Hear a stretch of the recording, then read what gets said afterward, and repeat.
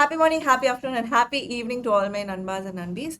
Very, very important dates. Exam registration dates have been opened. 3rd November to 16th November, they are closing, guys, and you can go on till 19th November with late fees. So I know the results hangover is still there, but please fill in your exam registrations before the dates for the Jan 2026 exam.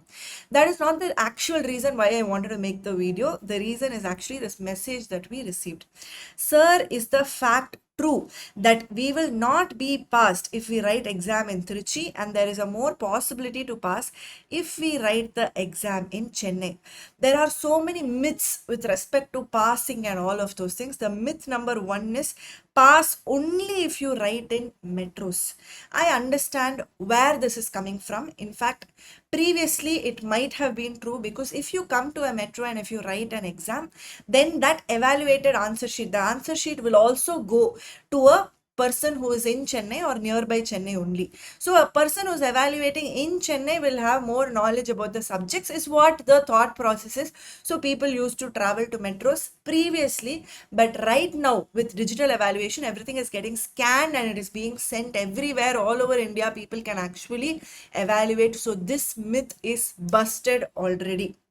Myth number two, even I have heard this, that you can pass only if you write in tier 2, tier 3 cities. This also I understand why you think this way, because you feel like with whatever preparation levels that I have, if I go to a tier 3 city and if I write in a village, all the people who are around me, they will have lesser knowledge. So my paper will stand out and there is a possibility of me getting more marks. That is the mindset of the people who are moving to a tier 2, tier 3 and writing. This myth I have also heard, guys. Both these myths I am telling you might have been possible previously. Maybe the way of thinking is right, but with digital evaluation right now, I don't think at all that only if you write in metros or only if you write in a tier 2, tier 3 that you're going to pass. The myth number three, usually I listen to this in my offline class. If I get a specific center, I will be able to pass.